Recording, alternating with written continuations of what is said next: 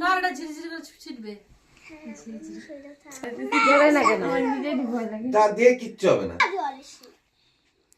ধরে রাখ, কিচ্ছু হবে না। এই যে ব্রাশ করে গেল বোমের মতো পুড়ে গেল। ওয়াও হ্যাপি বার্থডে টাকা টাকা হ্যাপি বার্থডে টু ইউ দুষ্টু খাও, কি হচ্ছে, খাও। হ্যাঁ রাত এখন 12টা বাজে বলুন তো, তোকেই তো বেশি ভালোবাসি।